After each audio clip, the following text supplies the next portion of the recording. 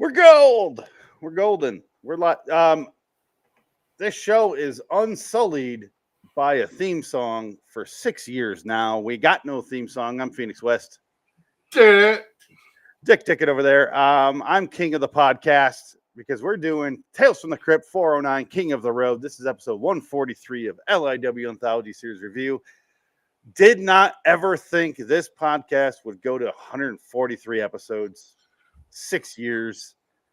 Adam and I started this just kind of fucking around, and it's still going, and Adam is not. And Adam would have liked this episode, I think. Oh, absolutely. I think so, yeah. I think he would have liked this one quite a bit. And we do this a lot in this show because he was an original host, and he hated Tales from the Crypt. He did. He did hate it. And I don't blame him. Based on the episodes that we watched, I don't blame him. Well, we had some bad we had some bad episodes. The Wheel of Death chose just the worst episodes for us to watch. It's not our fault.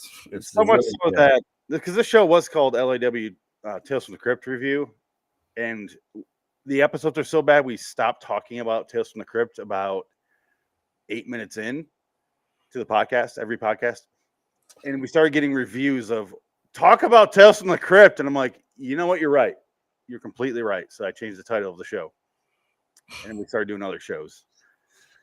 I basically gave the audience the middle finger. Yeah, well, I didn't want it to just be Tales from the Crypt because turns out the show, for the most part, kind of sucks. But there are like really good episodes in there. We just didn't see them, and Adam didn't live to see any of them. I don't think. No, he was supposed to watch the episode with Tim Curry. That's one of the best episodes with Tim Curry. That's like one of the greatest ever. We delayed that for weeks during the time he was dying. We didn't know that. Do you remember we kept delaying it, being like, well, all right, we'll do the week after, because Adam was not responding. Right. We had like 3 to 4 weeks there where we got no answers. And by that time, I kind of told you before we started recording, I'm pretty sure I know what's going on. I haven't got confirmation. And then suddenly one night, hit us. But I wish Adam could have seen that one because it was a good one. And we also did his X-Files episode. That was pretty good. Yeah. And I think you would have liked this one. This is a very simple episode because it wasn't made for Tales from the Crypt. Do you want to? I think you know more about this than I do. Do you want to kind of explain what are? At the time, they were playing with this idea of what Tales from the Crypt was, and they were going to do another series, a spinoff series called Twisted Tales, which is another comic of the EC era. And here I got some information I'm looking at right now, the trivia for it. I'm glad. I thought you were just looking at text. Now looking at breasts. So despite the on-screen credit for Twisted Tales, this was not based on any EC comic and was actually an original story, Stephen King, originally produced for the unsold anthology series Twisted Tales. Yeah.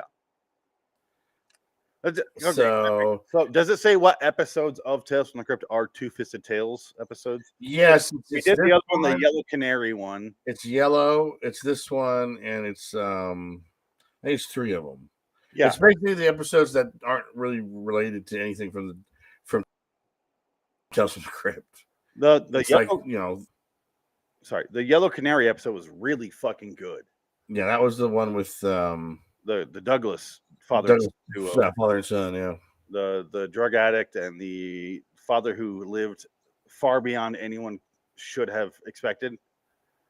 I'm actually amazed he actually did die. I thought he's just gonna kind of just live forever. He's like a Rolling Stones group member. He's just eternal. But that was a really fucking good episode. This one's not as good as that. I don't think you can deny that, right? Yellow Canary. That was a great. Well, no, that was more dramatic and shot by Robert Zemeckis. It was with Kirk Douglas. Dan Aykroyd shows up. Like it's a full. Yeah.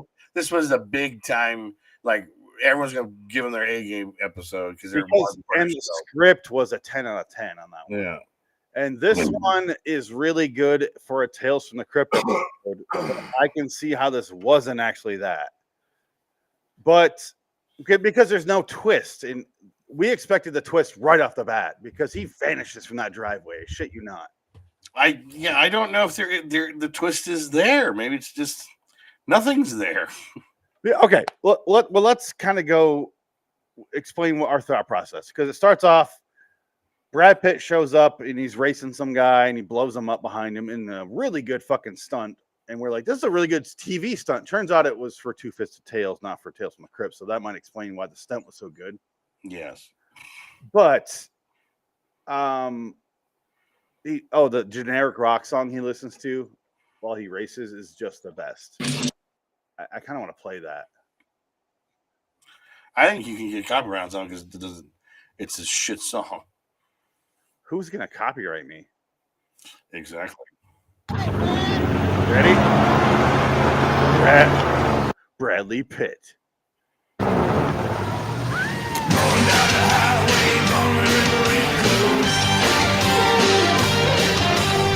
That's the song. It is. Going down the highway, going this wrong. Looking for adventure. But I guess my question is, because look in this shot here, does this not look like Iceman that he's racing? I think that's him. Yeah, So, I think that's the idea. But he's old there, He's younger, maybe. and then he flips him the fuck over. Like, oh no, maybe it's not him. No, this is Brad Pitt. Because remember, he has a list of clearly him. You think that's Iceman as a kid? No, I think that's Iceman now. That's why it's confusing. Look at him. He's got gray hair. He's an old man. That's Iceman. That's the actor that plays Iceman. It's not, though. Is it? No, it's not. Can you? Iceman is the guy from Falling Down. For Walk Hard, I would say. Then Walk Hard. The wrong kid died. I don't like you. You don't curse. As Dewey's father. He was married to Margaret Martindale in that movie. Wow. So there's a 4-foot difference between father and mother. Right. But it's I don't know. So I'm thinking that he's a ghost, because I think of him as like the Tyler Durden origin story, because he shows up at the driveway and he's like, "You working on your car, eh?" And he's got like a weird Tennessee accent, Southern accent. He's like, "Yeah, cool, I like that. Are you Ice? I'm looking for Iceman." And he vanishes. And I'll show it.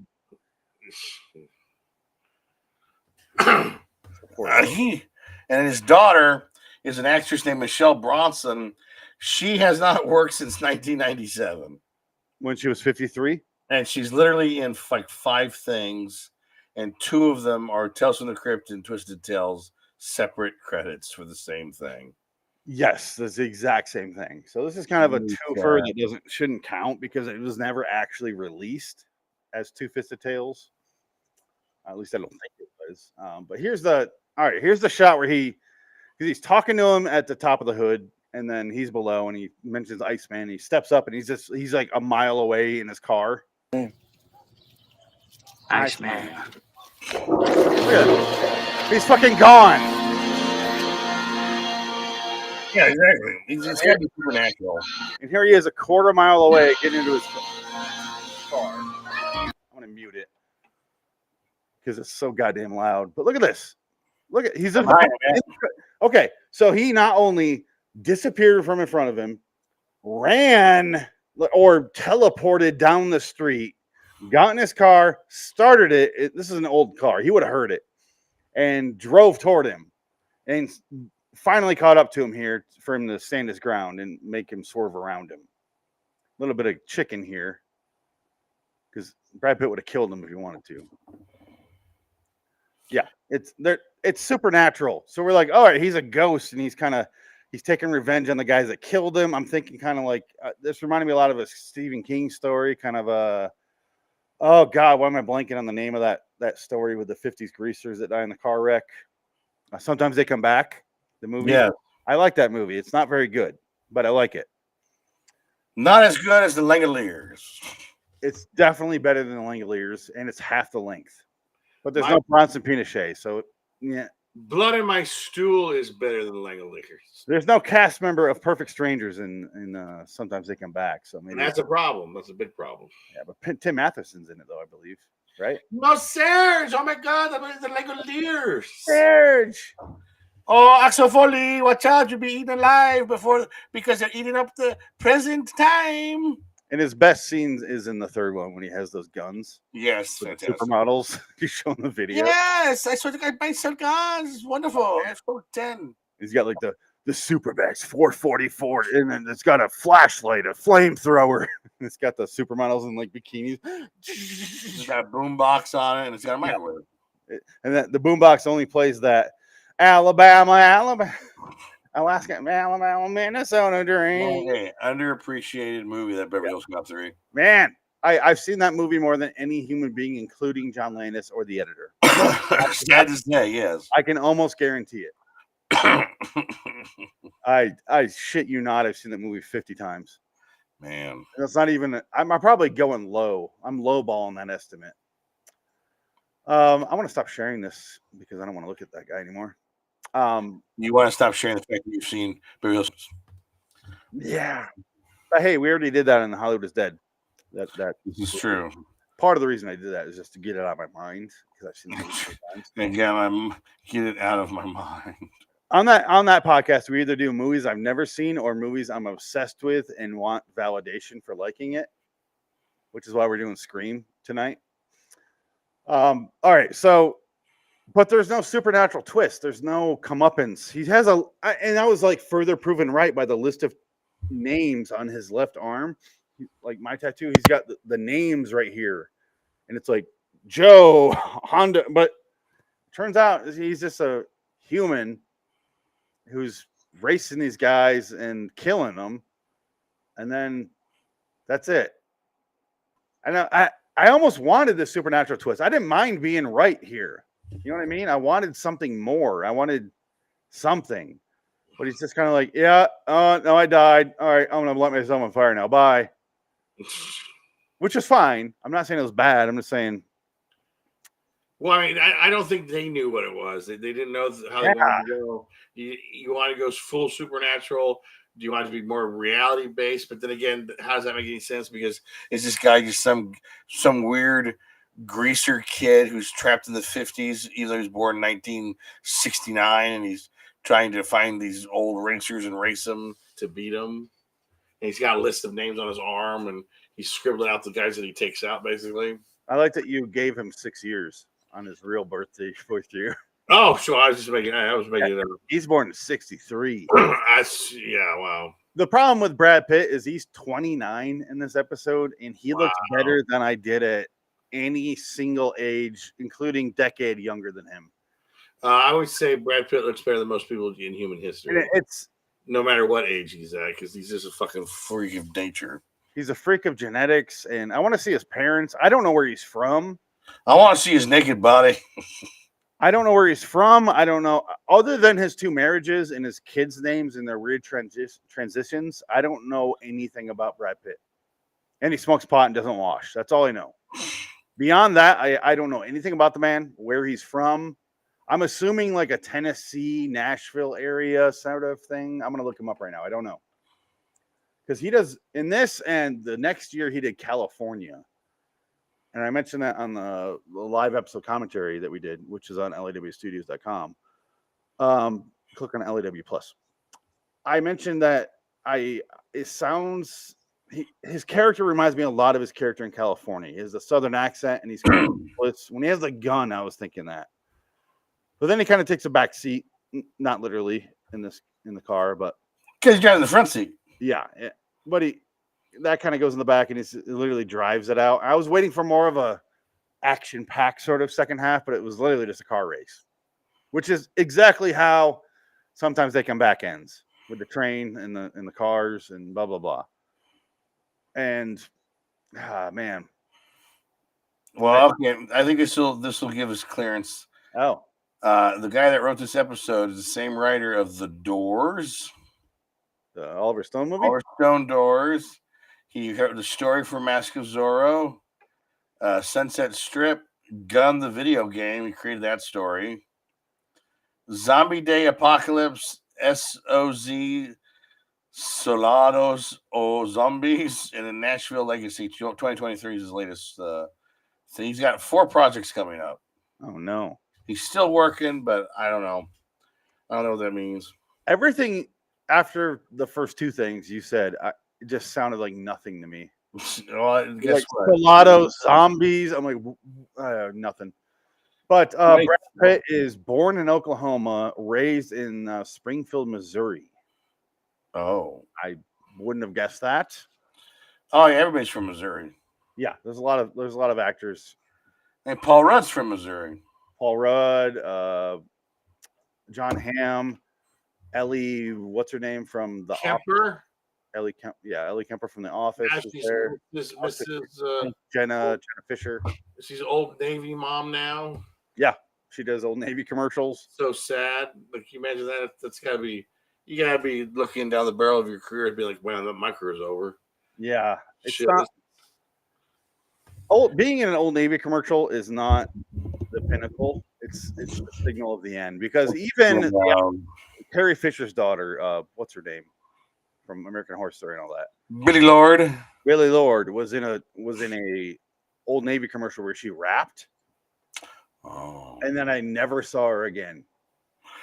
She shows up in things. That was about 2 years. More work than you'd think. I never saw her again though. Well, she's got like 2 kids now, so I think she's kind of. Is she? Okay. I think she's kind of stepping away because she's got all the money in the world. She don't got. She cashed those Carrie Fisher checks. And Debbie Reynolds. Bam, Yeah, right? yeah. Double will money. Well, I think the son probably got most of that though. He's the only surviving member of that family, and he's probably got the Debbie Reynolds money. Yeah, he could have got the Debbie Reynolds, but Carrie Fisher was definitely hung out with her more. Oh, well, absolutely. They did a lot of pictures and videos together. Debbie Reynolds and Carrie Fisher were so close that when Carrie Fisher died, Debbie Reynolds was dead 3 days later. Yes. So that's kind of insane. Yeah. Well, she lost her Coke friend.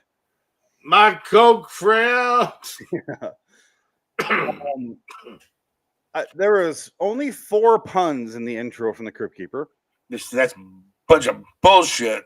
But there was 5 in the outro, so I felt Which was a different outro, and I think our theory is that an outro, they just recycled an old outro from some other episode. Because all it is a puppet going. So you have Cassier. He's talking about Shakespeare. He's talking about Shakespeare play. It has nothing to do with 250 with this story about a fucking racer trying to find race the Iceman in a Fast and Furious car race. Yeah, let me show the intro. No audio. I just want to play, and you'll see what he's wearing and kind of what the theme is, which is almost nothing. Look at him here. He's got a at least the shirt somewhat represents the 50s, which is I guess. But then we get to the ending, and you see that he's wearing Shakespeare outfit. That one doesn't make any sense, no. And this has nothing to do with Shakespeare. Kind of a negative balance of Shakespeare involved. There is no Shakespeare involved. But I'll say this: if he was a ghost seeking vengeance, it would have had it 3% Shakespeare. But right now it has -3%. Yes, -3%. But if it was a revenge story, there would have been a little bit of Shakespeare in there. But no, the way it is now, this was completely out of left field. If his daughter's name was Ophelia, I would have forgiven it. Yeah. But no. I don't understand what it was. Why we made a lot of MST3K baby granddaughter or whatever it was. My granddaughter daughter. Yeah, because the Iceman, who Brad Pitt is trying to race, is in his 60s. It looks like maybe 50s, but his daughter looks like she's 43 years old. She's a rough-looking teenager, that's for sure. It's probably why she didn't work past 1997. Yeah, there's a scene right here where this is a scene I was thinking she looks a lot older than she is. She's supposed to be like a high schooler, it felt like, because she still lives at home. Can you imagine that though? She looks old. She looks like not old, but she looks like she's in her 30s. She's 25 years from being Rebecca Ferguson. And then she raises her forehead and you see the wrinkles, and she looks like 43 years old. She does not look like a 70-year-old. Well, but being that actor, like today, saying, "Well, I was in one thing with Brad Pitt." It's like, it was a show that nobody watched too, by the way, because it was never aired. They never aired these episodes. They did on Tales from the Crypt. HBO maybe. Yeah. Not Tales from the Crypt, but after. Yeah. This debuted August 8th, 92. Yeah, but I think they shot it. It looks like it was made in 1989. I don't know. That would make more sense because he doesn't look 29 here, but also it's Brad Pitt, so it's really hard to gauge. Brad Pitt is Inhuman. I want to play this scene because this is my favorite scene, even though there's a spider involved.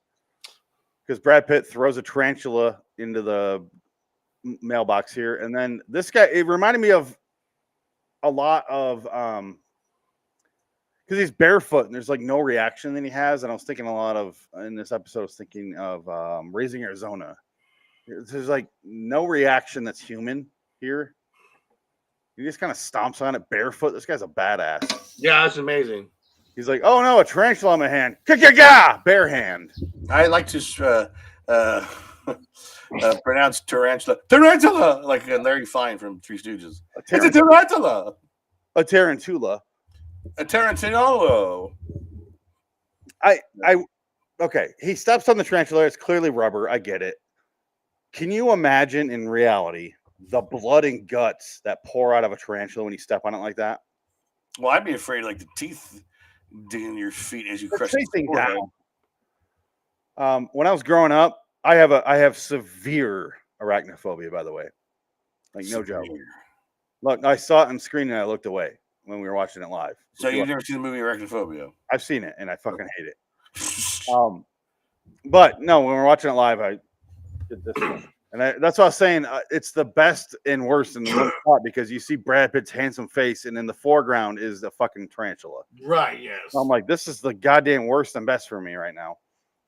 But my brother, when I was like 10, 11, got a tarantula and brought it home and had a fucking cage that it was in a little like aquarium thing, looking glass thing and it just fucking sat there. And I was like, why would you put this in my bedroom? Like, I still think about it, and it bothers me. And that thing's been dead for who knows how long now. I would say yes. That's some suppressed aggression there. Yeah, but oh man, I fucking hate it. And then one day I looked in the cage after he left because my brother went to the military. And so this is like 5 years into having this fucking thing. And then one day I looked in there, and there was two of them. And I lost my goddamn mind because I was home alone. He's cloning himself. So I was like, what the fuck happened? I was so confused. And one of them wasn't moving. And I'm like, what is happening in there? And then turns out tarantulas, they shed their skin. I had no idea. Oh, even worse. Yes. Did you know that? I didn't know that. I know that. No, nobody tells you that. So one day there's suddenly two giant fucking spiders in a tiny little tank. My living room by this point. Because he was gone, so I got the fuck out of my room. And the tarantula to be an asshole to you threw the skin at you. You might as well have. But then my mom got home later that day, like after school, and she's like, "Oh yeah, they molt their skin." And I was like, "Why didn't anyone tell me?" Can you light it on fire now and kill it? I felt betrayed, and then I moved away. And years later, she's like, "Oh, I sold it to a coworker." I'm like, "Good. Did they kill it with a hammer? Fuck that thing." It was burnt to death in a meth fire. And as far as I know, that thing could still be alive. It's been 20 years, but who knows? 25 years now. I don't know the life expectancy of. I don't know either. Because if I look it up, there's going to show pictures of it, and I'm going to be pissed. A tarantula. No, there's a difference between things you don't like and things you have a phobia of, and that's my one phobia. I just fucking shut down. I don't become a child. I don't become anything. I just completely shut down as a person. Well, shit, Arizona's got, or Phoenix had. Yeah, I've never seen one here. Yeah, I've never seen them. Wow. Because I don't live out in the fucking desert. If you live out there, you probably see them. But well, I've heard stories where people say they got to check their shoes for scorpions and shit. There are those. You got to be in the outskirts of the city. But yeah, my old apartment, I moved because there were so many scorpions showing up suddenly. Ugh. Like you'd be sleeping and all of a sudden it's right there on the wall. But there's those white ones. The scorpion is ready. So me and my wife, before we were married, in the middle of the night, we're like, "Oh God!" There's like three of them. We're like, "All right, let's go." And we went to her place, and we like came back to move, and that was it. Like I'm done here because the traps weren't working, the stuff wasn't like nothing was working, and we're like, "I'm done with this place." Yeah, that's awful. Yeah. Anyway, King of the Road. Not much else happens. There's the lamest race of all time where he drives immediately into a construction equipment and blows up. Well, I think they were basically homaging the Vanishing Point, which was a movie about a guy who drove around in a, I can't remember what car, but it was like a real famous car. It's a car from Death Proof. That car they drive around in, not Kurt Russell's, but the girls. Yeah. And he crashed at the very end of the movie. He basically goes 100 miles an hour into the front of a giant backhoe. And just like this, and he blows up. And that's the end of the movie. This is the entire sequence we've been building toward. Yeah, I think that's what they were doing here. Because Vanishing Point's fucking cool, bro. All right, look. Ah! Right there, boom. And that's pretty much what happens to the Vanishing Point. Only his car just obliterates. So is it because he already lost? He's like, I'm going to kill myself now? I think so. Yeah, that's what it kind of seemed like, right? But then also it didn't because you see him go, oh, and try to stop. But then he has the lighter and he Yeah. blows himself up because the Iceman's right there. He's going to take him out with him, maybe. And I wish that was like part of it. Like this episode could have benefited from being an hour with more setup and more payoff, because if the lighter was part of it, or that's why I feel like there was more twists involved and none of that made it through to the final edit. Yeah. Because the final edit is nothing happens. Well, a lot of these episodes kind of Follow the same thing. It's just like random events happen, the ending happens, and it's like, oh, that's how it ends? Oh, okay. But usually there's a comeuppance or a twist. the actual Tales from the Crypt episodes. See, I want to show mine that you sent me, This is OG. but it's all packed up. Mine is the last issue of Vault of Horror. That's cool. What's the date on it? I think it's just 50 something. January something. I don't know. I'm not going to open it. But I got on eBay. It only cost me like $100. These things go for like 300 usually. It's in pretty good shape too. So I was like, oh, wow. Do you just have it for your personal collection for the Yeah, I got it for me. for this podcast? Yes, I got it a year ago just for the podcast. I have a lot of that as well. Just I like our podcast and I want that stuff behind me on the show. Right now I don't because I'm packed up. Yeah. But we haven't done this show in a while, so I should probably explain why you see like garage foam behind me. But and only 2 Nick Cage movies right here. But I got my Ghostbusters that you sent. Oh, no, good. Yeah. My wife got me these. Never mind. No. Those ones, but the ones you sent me are right there. Oh, good. Yeah, I've never had the box collections of stuff in boxes, and I have the new ones, and I have the ones you sent me, which is the series before that. Right. I just want them up somewhere, and I can't wait, but it's going to be a while. Right. It takes time to get that whole thing situated. Oh, man. The AC alone was so much work. But you know what cheers you up, though? Beyond belief. Beyond belief. Let's get to it. I want to see if I'm right. Well, let's end this episode because I'm done. This is the episode before the John Frankenheimer Maniac at Large episode, by the way. Oh, okay. Which is an actual Tales from the Crypt episode. Bystander episode. What do you give this out of 10? I'm going with a 7. I agree. Okay. Good episode. Just yeah. I wanted a little more, but I'm not disappointed. Yeah, he's got a lot more tongue action from Brad Pitt than you thought. Yeah, you get a lot of fucking tongue from him. I was like, oh, he looks evil, and then he sticks his tongue out and ruined it. I'm like, he ruins it. He makes me all hot again.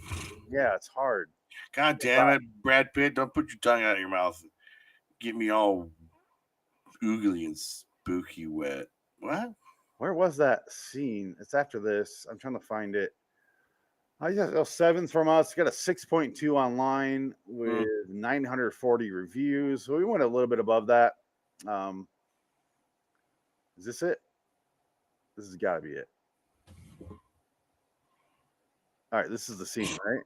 Dick? Show me. This has got to be it. Call me. Yeah. I'm at your house. I'm at your house. Let me inside. This is it, right? Yeah, this is it. He's right here. In a minute here. But he has like the sinister shot. He's like, Yeah. he has the Kubrick stare. Then he goes, la, la, la, la, la. Like, oh, you ruined it. It's only like a cartoon character. Tyler Durden. Look at him. Look how Yeah. that was a sinister look, and that was cool. And then ruined it. Well, at least he got that out of his system and didn't use it for Tyler Durden. Yeah. Because this is something Tyler Durden would do if he was allowed to. Yes. Especially light himself on fire. Yeah. Let go. I just rewatched Fight Club recently, so yeah, it's fresh in my mind again. I've been watching a lot of Brad Pitt lately because I watched Wolves and then Fight Club, and then we watched Sleepers a couple weeks ago, and I watched this on Hollywood is Dead. A lot of Brad Pitt in my life recently, older Brad Pitt. But you never saw Legends of the Fall, though, huh? Never seen that, and I haven't good. seen River Runs Through It. I haven't seen Good. Legends of the Fall or 7 Years in Tibet. That was the other one.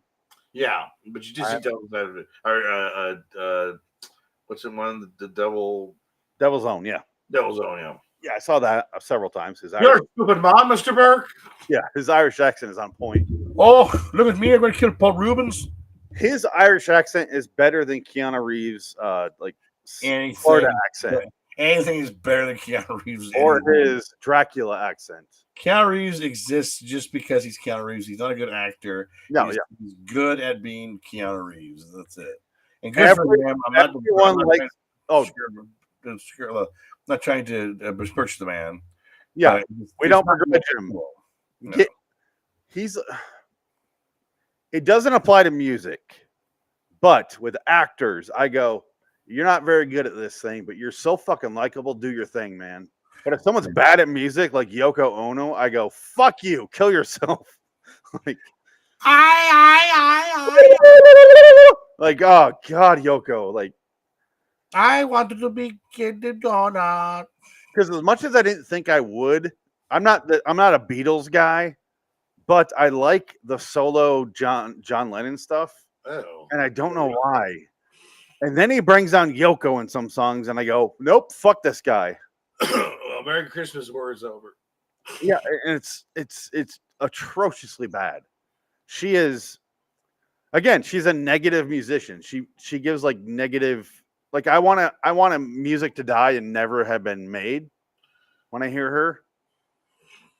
But let's get out of here. Let's go to Beyond Belief here. So check out episode 144. This is episode 143. I never said that in the beginning. Our last regular Tales from the Crypt episode, Dick. It was episode 111. This is episode 143. Wow. That was Lower Birth, season 2, episode 14. And we recorded that on June 25th of 2022. Over 3 years ago. Are you serious? How is that possible? Wow. Who was here for that episode? I just you and me. I think Frank was done by that point. He didn't want to watch any more of these. I think it was just us. Yeah, me and you. That was it. What was Lower Birth? I don't even remember. What did I say it was? 211? Yeah. That was it the John Lovitz one? I don't even know. No, because that was something else. I think Lower Birth. I think it was the one where it was like a conspiracy and they ate him at the end. Isn't that what it was? With the guy from Wings? I got the wrong episode here. Let's go to this. I don't know. Look it up. Oh, no, that was the Crypt Keeper episode, the origin story. Okay, yeah. It's been that long. Holy shit. Wow. Because that episode feels forever ago. Well, it was like 1993 probably. No, I mean our podcast of it. Oh, yeah, absolutely. Yeah. That was a long goddamn time ago. And we've done only like Beyond Belief and Lee Martin and Inside Number 9 since then. That's it. Like a couple other shows, but randomly and not very good. Right now we're kind of whittled down to just a few shows. Yeah. I do want to throw in the random episode of a terrible anthology series from who knows when, but this show's kind of on the back burner, so it'll be a while. Until next time. In the meantime, I'm Phoenix West. Back. Sorry, friends. Don't you go racing. Stick out your tongue. Go racing, what? Please stick to the Pitts and the Brads that you used to. He died of AIDS. Oh no.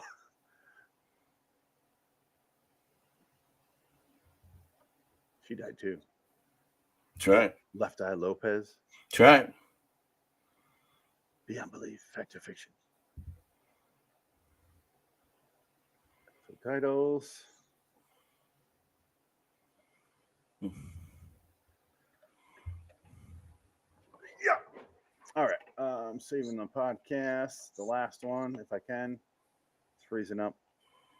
I don't know. Since I started today, my computer's been real slow. Uh-oh. Is it this network's not running smooth, or? No, it's the computer itself. Oh.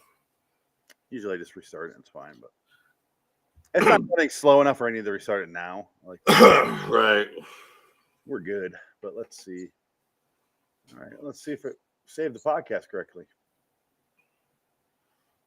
Oh, I have it muted. Golden, we're live. Because you got in the front. Dracula act. We're good. All right, delete it. And it's gonna let me record without restarting that. So, Delete it.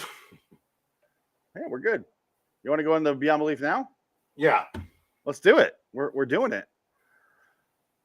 Theme song time. Beyond Belief, Fact or Fiction, brought to you by Jonathan Francis Golden Brown. Lovely eyes and beard. All right. Hello, citizens. Welcome to the LIW Anthology Series Review, episode 144. Unsullied by a theme song for 6 years now. Produced by Dick Clark, who's long dead. Beyond Belief, Fact or Fiction 311. The last time we did an episode was episode 130. And that was episode 105 of Beyond Belief. And that was July 21st of 2023. Oh. 2.5 years ago almost. Wow.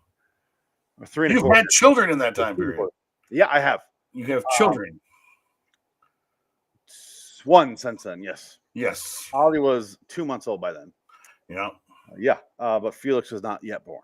But yeah, it's been a fucking while. Dick, we're tied at 49 apiece since last we did. This is our 85th story. Wow. Yeah, no, 80th. 80th or 85th story that we've done in this show. Every episode's a 5-story bit. So let's go to it. What was the first episode, or the first segment here was about? So out of 85, we're tied at 49 is the point I was trying to get to. Yeah. Yes, first episode. Go ahead. You want to take it? Go ahead. I forgot what it was about. Remind me. Deadbeat Daddy, the bartender guy. Oh, the awful. That's right. This loser Canadian Italian man was a horrible, notorious gambler. His wife needs child support and warmth. The power turned on, and he don't pay the bills for anything. He keeps all the money from gambling, and then he runs into the girl from Mulholland Drive, who basically says, "I'm going to make you a bet. I bet you lose, and I win." And he goes, "Okay, I'll take that bet." "Oh, I beat you, so you're going to lose everything from now on." And then he loses everything from now on until he starts winning again. And then his wife comes to the bar, and his wife's like, my daughter and son is sick, and we need help. And he's like, "I can't believe you came to the bar, honey. You're embarrassing me in front of my Canadian coworkers. Go back to the house, and we'll talk about it later, okay? Get out of here. Come on, get out of here. Go back to Sicily. We'll talk about it there. You gotta go back to the being, okay? Go back to the being. Go have some lasagna and some spaghetti. We'll talk about it later. Don't disrespect the being. Okay? Well, go back to the house. We'll talk Come about on. it later. Get out of here. I picture like a Tony Soprano Napoleon Dynamite mix-up. Pretty much. Halloween costume. He almost got a Doug McIntyre look to him or whatever. The guy from Always Sunny in Philadelphia, that guy. Oh, Rob McElhenney? Rob McElhenney, yeah. Yeah, this guy's a little thicker. Well, yeah. He wears a lot of bowling shirts, if you notice in this episode. This is the beginning and is the same shirt on later.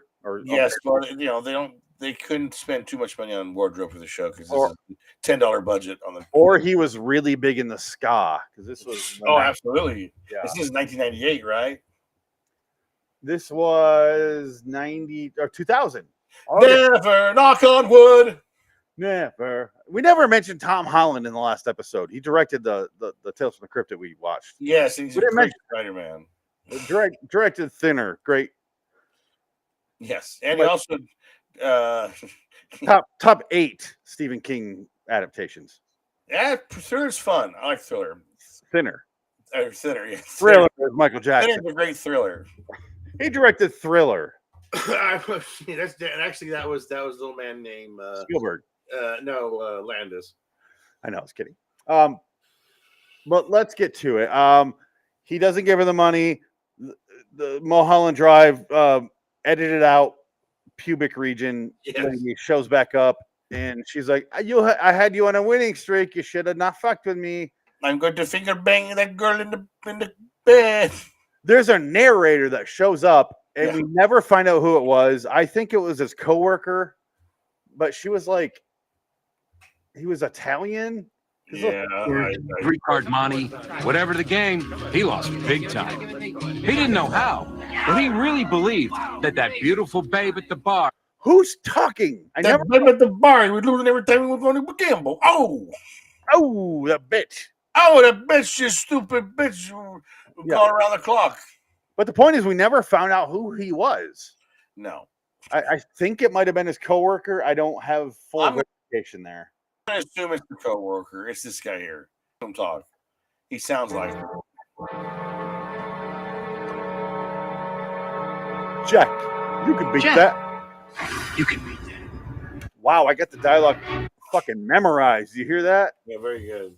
And so he gets his luck back, but then the girl from Mulholland Drive comes in. She goes, I'm going to give you $100,000 for your bar, and we're going to play a game. This is a coin. You flip it. You're going to flip it for real. And it heads, I win, tails, you lose. Oh, I caught the Usual Suspects reference. Yeah, very good. Yeah, Flip it for real. For real. Okay. Hit me in the back. Hello. Kevin Pollak is the best in that scene. Yeah. Fuck your father in the shower and have a snack. I don't know what you said, but Laura Herring is her name, by the way. Yes, she has a human name. I don't care. But I don't understand this episode. It was terrible. And then she goes, yeah, like you said, heads I win, tails you lose. Everyone knows that. And I was immediately like, don't fucking come on. What are we, 5? Like, that's a second bet, Johnny. Because I remember fooling my cousin as a child, but like 8 or 9, with that little joke. Because we're playing Pogs, and I go, honestly, tails I win, heads you lose, then I get the stack. And he goes, all right, and did it. And I was like, ah ha ha, because I was a year older and therefore smarter. Honestly, I've never heard this before. Oh, wow, yeah. No, it's I understand it, but yeah, I've never had this happen to me or seen it before. And it makes sense because if you hear it fast, you're not thinking. That's the point of it. But if you just think about it for half a second, tails, that's the same. But apparently in Canada, that's how legal matters work, because he flips the coin and she goes, heads, I win. Now your bar is mine, and I give it to your ex-wife, and now she has the bar, and now your money. Goodbye. And it's like, instead, the guy should be like, yeah, we didn't say anything. Go fuck yourself, lady. Bye. No, she was drunk and out of her mind, Judge. I don't know what she's talking about. That's the end of the matter here. But in Canada, I guess that was it. They talked about it. Therefore, their word is bond. And here in America, your word means fucking nothing. Even signing a contract here in America, you got some wiggle room. That's the point of the Intolerable Cruelty, that movie. What is it? The Unimpeachable. What was the name of that? The contract they signed when they get married. I can't remember. That was a long time ago. Like unbeatable. Yeah, it's some ridiculous. Yeah, and then that's the point of it. I just remember Jeffrey Rush in that movie, the best part of it. Yes, I like that movie. I don't know. Then I'm in a meeting. I watched that like the first 3 days I moved to LA, like days, and I watched it and I fucking fell in love with it. I'm like, this is not a great movie, but I love the dial. I love George Clooney in this and all the acting. It's just a fun movie. Yeah.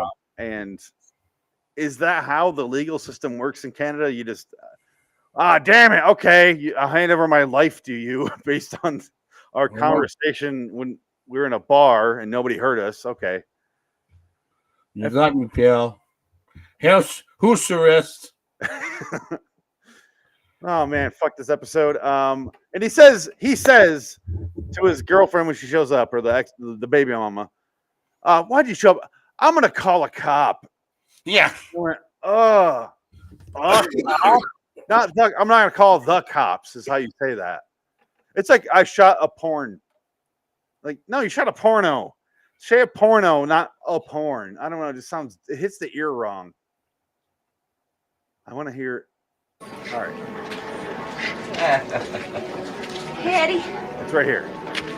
What are you doing here? I'm not giving you any money, so you might as well get out. Eddie, please. I guess the joke is as he's counting the money. The baby's sick, and he needs to see a doctor. I don't have any money. You gotta help us out. So Eddie's gonna do the right thing here, right? Hand her $3. You know what I mean? Here's your cab fare on the way over. Because Uber doesn't exist yet, so go fuck yourself. Yeah. You got to. I can't believe you came down here. I can't believe you came down here. Take it easy, Eddie. Take it easy. Eddie. You have zero intimidation skill. Eddie is he looks like a schlub. Yes. If he got my face, I'd be like, "Are you trying to kiss me, Eddie?" I wouldn't be like, "Oh, okay, Eddie." You know what I mean? Even This she guy's- like, This guy's a mook. "Fuck you, Eddie." He's my mook. Motherfucking money. A whore lives in this house. She needs to do that. Mr. Superintendent, you have a whore in your house. He's so Scottish. Here it goes. You're embarrassing me in front of my customers. If you don't get out of here right now, I'm going to call a cop. A cop, singular. Like he knows the cop he's gonna call. ahead of time. What a weird thing to say. Anyway, I voted fiction. You voted fiction. 40-20. Let's go to that timestamp here. We haven't done the show in a while, so I'm talking myself through it. 40-20. Oh, here goes. All right. Here's the reveal. Ready? Yes. You ready, Dick? All right. Well, did we announce what we said? I said. I just did. We Oh, voted fiction. Okay. Which of our stories are fact and which are fiction? I can't wait to see Jonathan Frakes smug. No, Son you of a bitch. fucking idiot. I directed First Contact. What have you done? Nothing. I can't find season 5 and 6. It's pissing me off. I've never looked so hard and found nothing online before. I'm on DVD. No, I not would- even in Germany. They show them in live German TV, but even if I put in my VPN for Germany, I can't get through to find it, and it's pissing me off Chief will show you nothing. because I know how to find shit. Like I can't. I don't know another show I can't find or a That's movie, fine. and I find it, and then this one fucking nothing, and it is infuriating to me because I want it so bad, just because I want to see that Corey Feldman episode. You're gonna get these episodes, and you're gonna wake up with the German SS in your room. Yeah. Where did you get the lifted? Jonathan Frakes is mad. Oh, I'm sorry. You must return your down. It reminds me of this video we did in high school because we could do a video or like a report with our group in writing class in English. And we did a video where we did like a World War II thing because that was the theme. And so we're blowing up like, G.I. Joes with firecrackers for war. And then it cuts to me in my bedroom and like my friend comes up as a Nazi, but he's supposed to say, where are your Jews? Like he's coming into my room and trying to find the Jews that I'm hiding. But instead he comes up and he goes, "Where are your shoes?" I go, "Where are my shoes? I don't have any shoes." And that's all we put in the video. And I realized the people watching it in our class were so confused. Shoes? We found it so funny. I'm like, "Where are my shoes? I don't have any shoes." We have ways of making you talk. Oh, random story there. Sorry. Returns. All right. Let's look back at tonight's stories and find out which ones were inspired by actual events and which ones are totally false. How about the story of the gambler whose luck was changed by a woman with mysterious power? I have a question. Do you think he's shooting in like a block away from his house in LA? Right?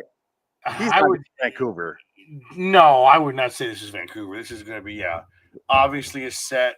Probably CBS Radford. Yeah. Something down the road. He's like, "Oh yeah, I can do that real fast." The UPN spot behind the Carl's Jr. He probably shot an entire season of these in like a day. Oh yeah, definitely. But I'm saying like, and you can tell because he didn't change his clothes and the set's the same.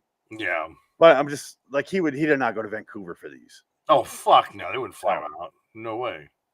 They would have flown him out. He said, "Fuck you guys." I directed Star Trek First Contact. Yeah. James, yeah, thank you. Yeah, he went to space. He found First Contact in that movie, First Contact. From Zuck Cochran, asshole. Warp Drive. Look it up. He talks to that black lady for like 45 minutes on it. Yeah. It happens. She's great. Then they do the spacewalk. I directed that. That's right. Fact or fiction? What's the game? Oh, no. You flip. Heads I win, tails you lose. And they play it 50 You thought this times, story was based on a real-life occurrence. but you're wrong. You're right. Oh! Yeah. By a bar and grill where a similar story took place in the late 70s. It happened. No, that happened, not the rest of the story. So that's Damn it. bullshit. That is absolute lie. Well, it happened in the 70s, but it was just some guy said it, not some fucking woman. Bullshit. That's a bullshit story. It's such a lie. It's like saying World War II happened. Therefore, That's a story. 1941 happened. Exactly. Indiana Jones happened. Yeah. Okay, so we're at 0 there. We're still at 49. Second episode, I'll take I knew that. Ghost Town. There's a guy. He's bitching the entire time about how he has to walk through 115-degree heat, which to me sounds delightful. Then again, I live in Phoenix, and 115 is not bad.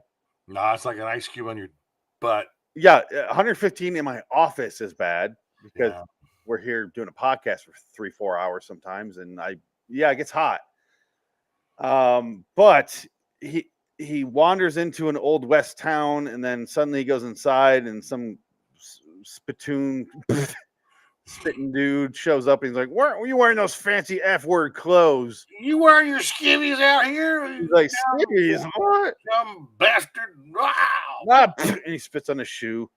And the sheriff shoots his Nokia phone. Yes, and he goes inside, and then he tries to order a drink, but the guy won't accept his $20 or 2000 money.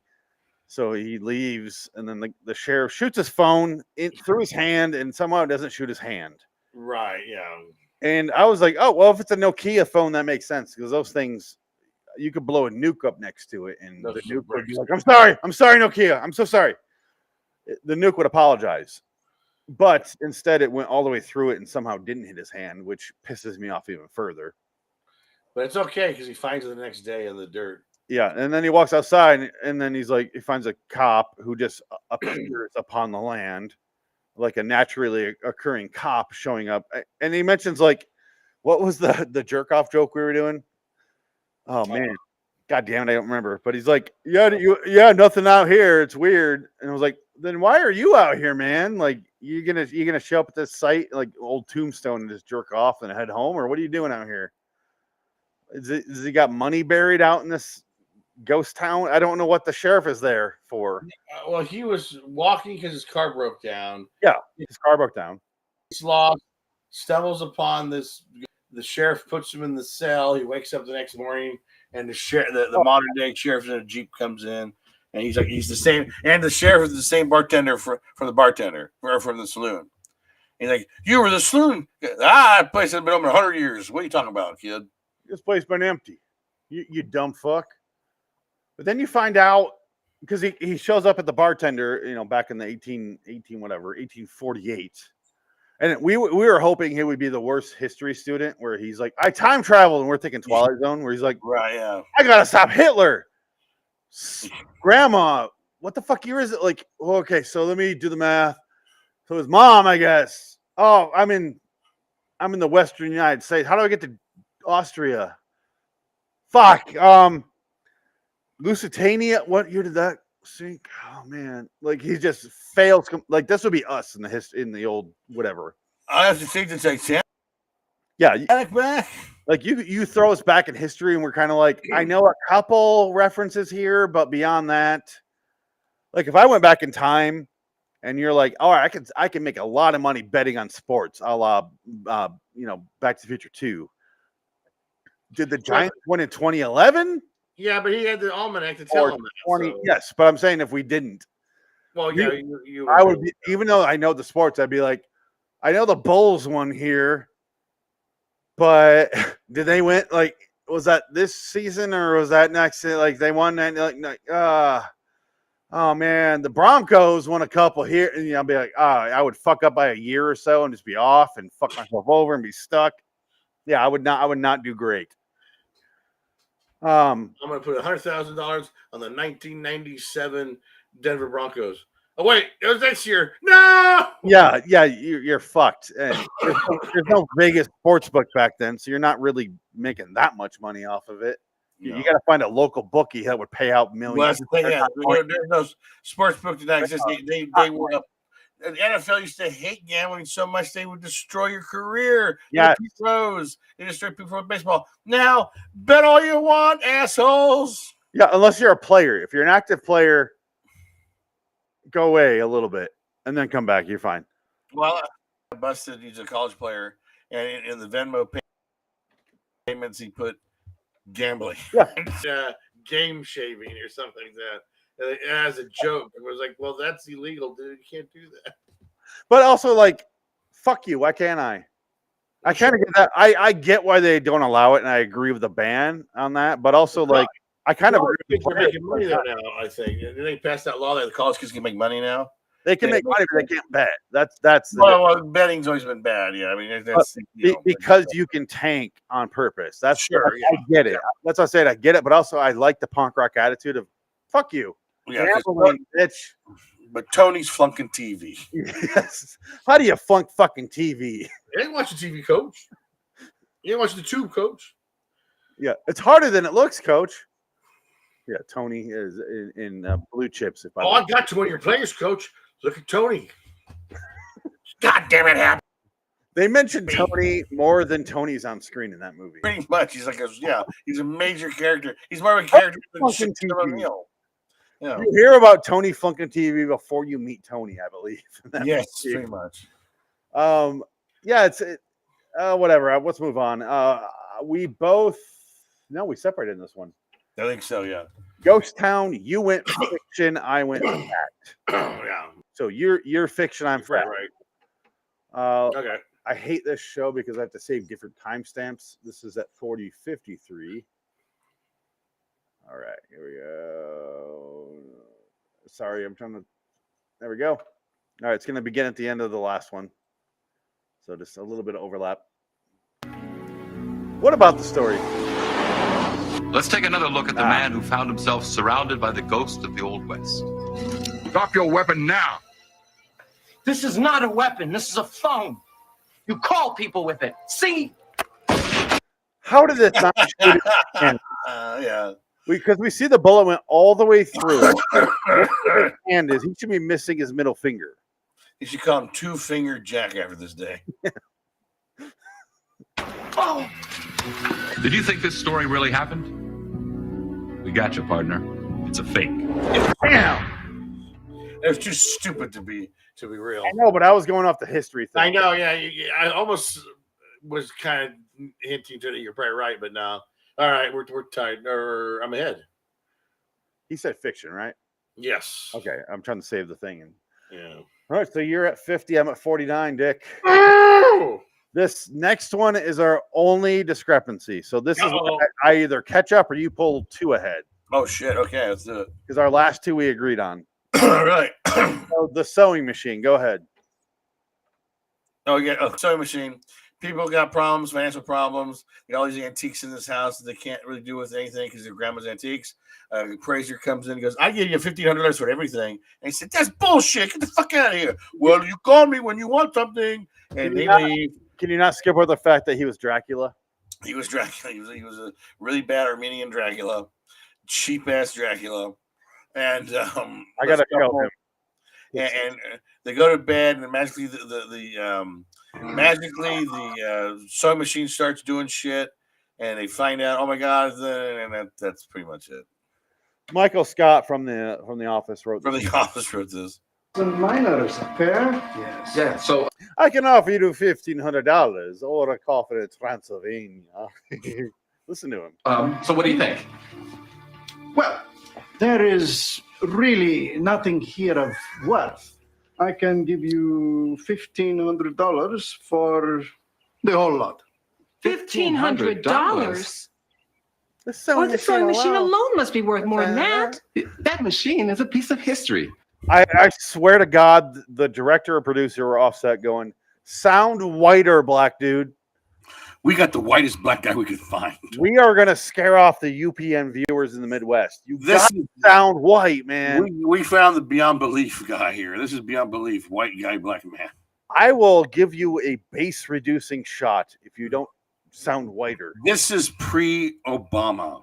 Yeah, it's the Bad Boys joke where they show up at the dead guy's house and Martin Lawrence is like, knock, knock, who's there? And then Will Smith is like, we're coming in, police. And he's like, no, you got to remove the bass from your voice. We just ground the brown sugar. Like, just removes all bass from his voice to not scare off the white folk. This is that. And because the guy's like, what about this? Like, he's my grandmother's sewing machine. Yes, it is just insanity. And I don't say that because I'm not making fun of the guy for sounding white. I think he doesn't sound like that in reality, so he's forcefully doing that. That's what it sounds like to me. Yeah. I could be wrong. I'm just saying. Like Crash. You think? But that was reversed.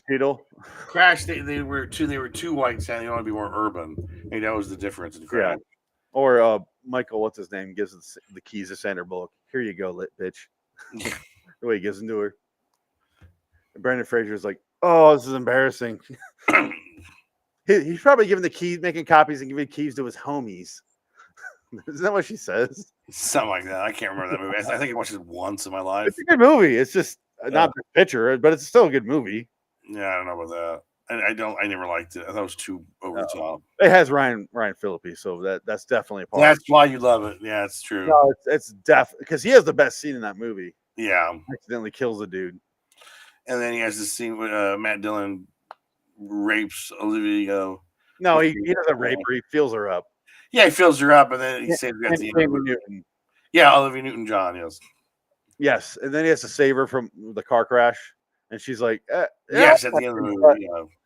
It's very schmaltzy, and it shouldn't have been a picture, but it's still a good movie. No, the director never made another good movie. Well, he got busted. They're trying to say he was a womanizer.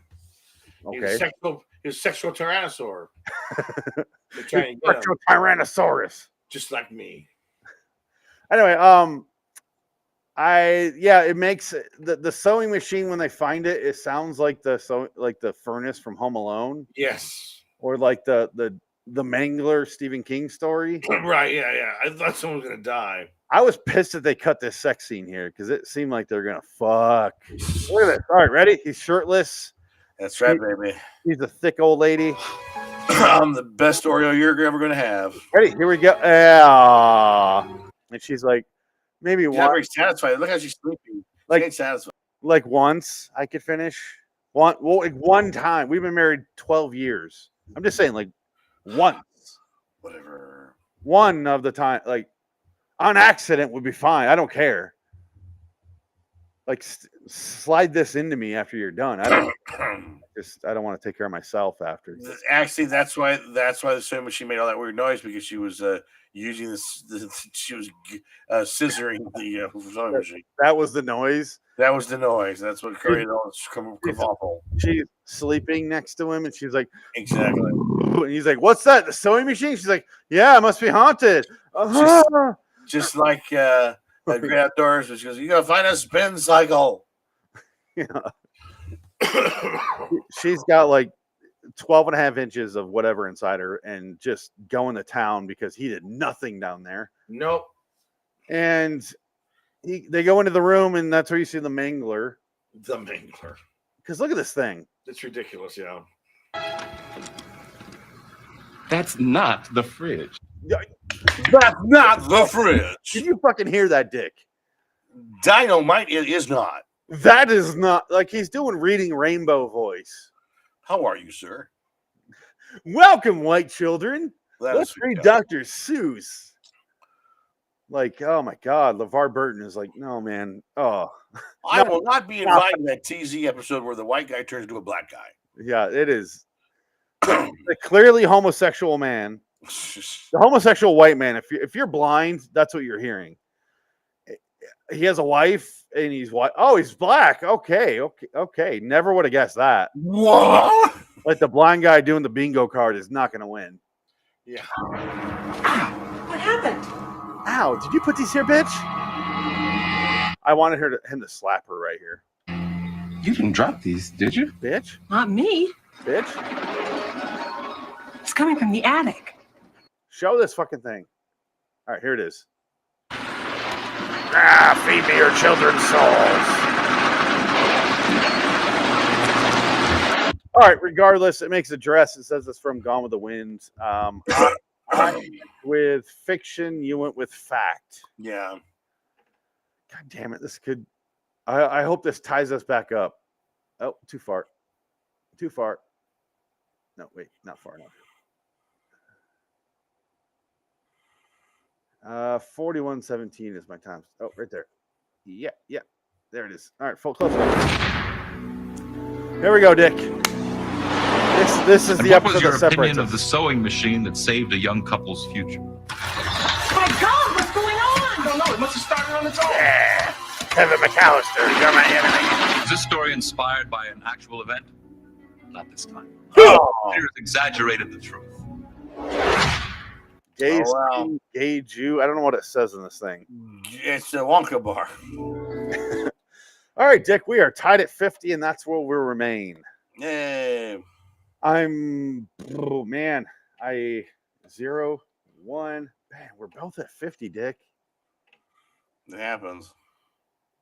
That was fact, right? Fiction. That was. I deleted them in the wrong order. All right. Is the next one mine? I think so. Yeah. All right. Well, I'll just quickly go through it because this one. You have the quinceañera at the laundromat. I can do that. Oh, I was very confused from the very beginning because Frank talked about sleeping devices. Then he shows this like weird Star Trek thing here on screen. If you look, like a little ball, right, with a machine. I don't. Disorder is starting to push her buttons. Touch it. What is this? It's just one of them crystalline. He goes, it plays whale sounds. It plays the nature. And I'm like, what? I've never seen that in my life. It plays the soundtrack from Star Trek: First Contact, which I directed. Hey, check it out. Buy it on DVD. It's 1996. Rent it at Blockbuster and Hollywood Video. Yeah. They're still out there. Oh, to be fair, I did First Contact on VHS. There you go. It's true. I had all 4 movies on VHS. Wow. They live in the Crimson Peak house in this episode. Yes. He's sleepwalking. This is the simplest episode of all of Beyond Belief, by the way. This one's ridiculously stupid. He's sleepwalking. The husband steps on the dollhouse and gets upset and apologizes. The daughter says he'll never leave her. It's nonsense. And then they meet up with a Nazi gypsy. We'll play the clip. And then she's like, your husband is gone.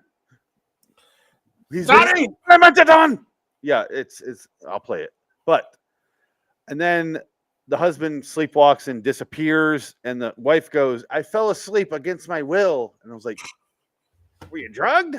I fell asleep. What a weird wording on that. If I just fell asleep next to my wife, I wouldn't word it as I fell asleep against my will. Yeah. Putting a bell on his wrist or his neck. I forget which. Wrist, right? No, they put bells on his wrist and legs. On his wrist but if it's this bad, you need the fucking like werewolf this guy and tie him to the bed. Yeah. Like he is a werewolf. Like he's going to be a danger to himself or others if he gets out. Tie him down Gerald's Game style. I don't care what happens when he wakes up, but he's not getting out in the night. If it's that bad.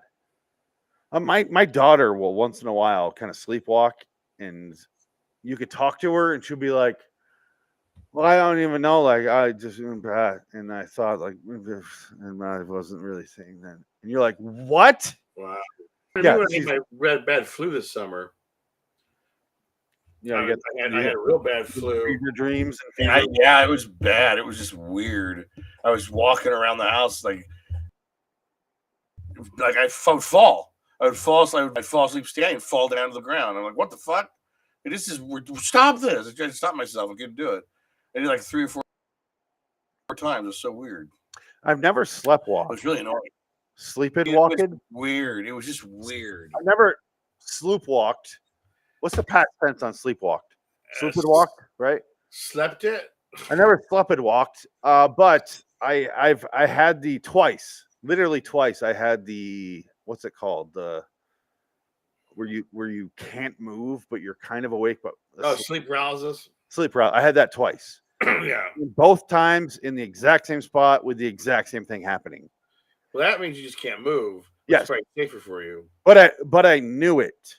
I knew it was a dream, but I still couldn't stop it, which is rare because whenever I have a nightmare, I just wake myself up because I know it's a nightmare.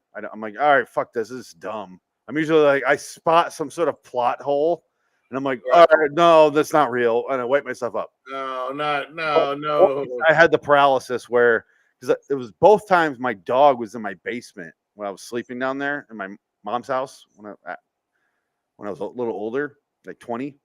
No. And the dog was on my bed, and I was having these dreams. The dog was doing these like lightning fast circles around my bed.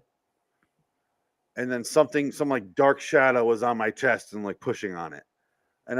But I was like, all right, stay calm. This is clearly not real because none of this makes sense. But I couldn't wake up. That's the weird thing. I normally can just wake myself up, but yeah. And I was like, this isn't real, but it seems so fucking real. But I was like, this is clearly not real, man. Like, so I get the sleep paralysis ones, but the sleepwalking, I don't get it, man. Like, how do you deal with that if that's your life? Do you tie yourself up? No. I don't know what you do. If that was a daily thing or a nightly thing, then I don't know.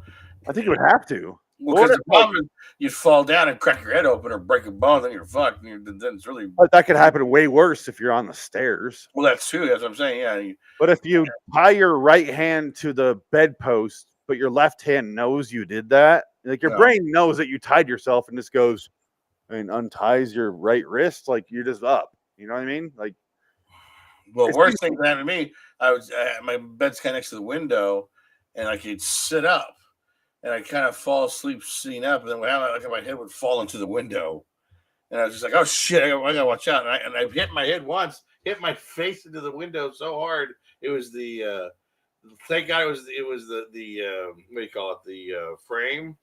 Yeah. Popped my nose, so my nose got bloody, but I didn't go through the window. But I would have if that thing wasn't there. It would have been enough speed and strength to go through the window, probably. Yeah, man. I haven't done that in a while. That's when I was really sick. You get up and you just be sitting there, and in your head too. You're like, I gotta move because I'm gonna fall and hit my head into this window. I'm gonna fall and hit my head into this window, and all of a sudden, oh fuck! You fall and hit your head in the window.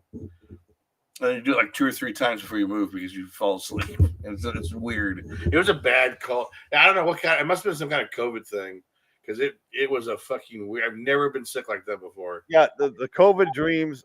I had those dreams while I was after my first back surgery. That was like surgery, and I would take a Percocet. So I saved a folder on my phone that says Percocet dreams, and it's all the.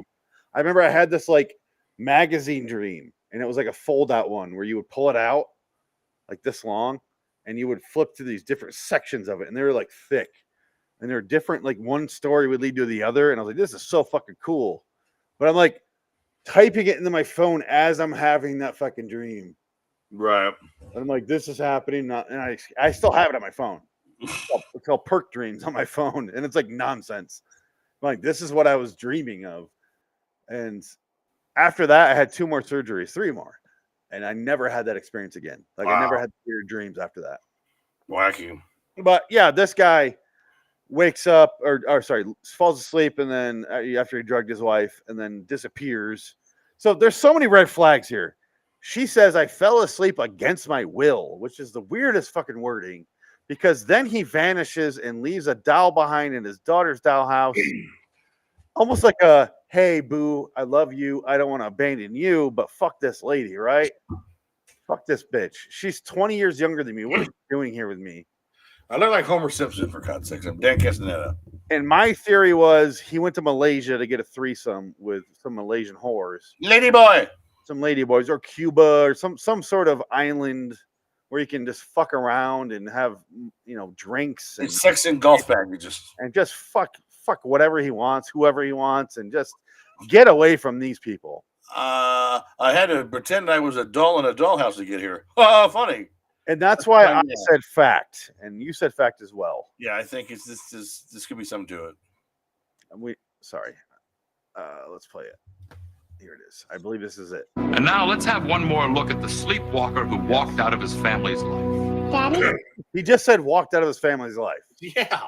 He's not even hiding it here. Yeah, it's true. My reason was a dad left his family for Malaysian whores and didn't want to abandon his daughter, so he left. I went out for cigarettes, and here's a doll. That's the reality. Yeah. But you never leave me. We'll be back. And we have to believe that. But he's here in my dollhouse. Look, bitch. Did a similar story to this one actually They didn't even show the doll. Whatever. take place? Yes, it did. All right. See, we're both right. In Florida. In fact, Florida. When Robert Tralins investigated the story, he was shown the doll that was the tiny replica of the father. It's fact. We knew it.